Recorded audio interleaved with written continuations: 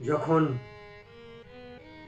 কেকাই চিন্তা ভাবনা করলেন এই সব কিছু, তখন দশরথকে বললেন, আপনি আমাকে একটি কথা দিন যে আপনি আমার কথার অবাধ্য হবেন না।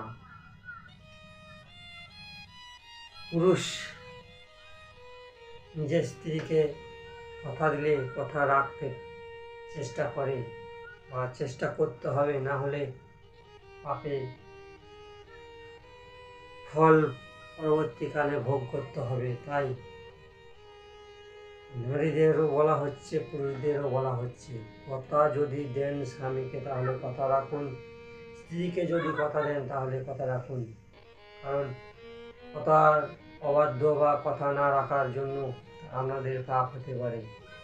তাই যখন কেকাই দশরথকে বললেন যে আপনি আমাকে কথা দিন যে আমি যা বলবো সেই কথাই আপনি রাখবেন, তাই ভাবনা চিন্তা না করে দশরথ কথা দিয়ে দিলেন। আর তখন রামকে ডেকে পাঠানোর জন্য বললেন যে আপনি রামকে ডেকে পাঠান যে রাম আমাকে একটি কথা দেবে। সেই সব কথা শুনে দশরথ রামকে ডেকে পাঠাইলেন আর বললেন যে রাম, তুমি আমার কথা শুনো। ভগবান রাম সব কিছু না ভাবনা চিন্তা করে বললেন, বলুন পিতা, আপনি আমাকে কি বলতে চান? আপনি যে কথা বলবেন আমি সে কথায় রাজি হব, সে কথাই রাখবো। সেই ভগবান রাম দেখিয়ে গিয়েছেন যে পিতামাতার কথা শোনা, পিতামাতার কথা কিভাবে রাখতে হয়। কিন্তু এখনকার এই যুগে, এই কলিযুগে কেউ মাতা পিতার কথা রাখে না, মাতা পিতার কথা শুনে না, শুধুমাত্র মাতা পিতাকে ছলনা করে। তাই ভগবান রাম বললেন দশরথকে, বলুন পিতা, আজ্ঞা দিন। মাথা নত করে বললেন। তখন কেকাই বললেন দশরথকে, বলুন ভরত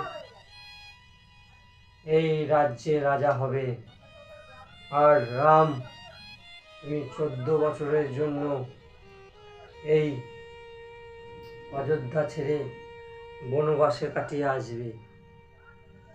এই কথা শুনে ভগবান রাম অত্যন্ত খুশি হলেন যে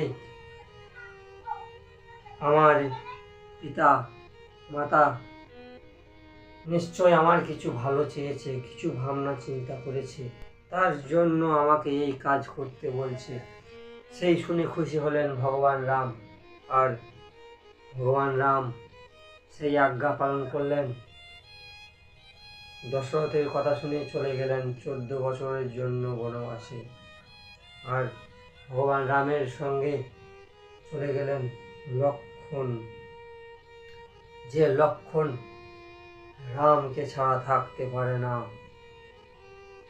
ভগবান রামের জন্য জীবনকে ত্যাগ করার জন্য বাণ নিয়ে সামনে চলে আসে ভগবান রামকে রক্ষা করার জন্য। আর এখনকার ভাইরা নিজের দাদাকে কিভাবে ঠকাবো, নিজের দাদাকে কিভাবে পর করব ধন সম্পত্তির জন্য, সেই সব ভাবনা চিন্তা করে। এই কলিযুগে দাদা যেমন হয়েছে ভাই তেমন হয়েছে। ভাই চেষ্টা করছে দাদাকে ঠকাবো, দাদা চেষ্টা করছে ভাইকে ঠকাবো এই ধন সম্পত্তির লোভে। কিন্তু সেই সময় ভগবান রাম ও লক্ষ্মণ সেসব ভাবনা চিন্তা করেনি। ভগবান লক্ষ্মণ বললেন ভগবান রামকে, ভার্যা, আমি আপনার সঙ্গে যাব। তখন ভগবান রাম মা সীতাকে নিয়ে চলে গেলেন ওই বনবাসে 14 বছরের জন্য। আর ওই বনে বাস করতে করতে একদিন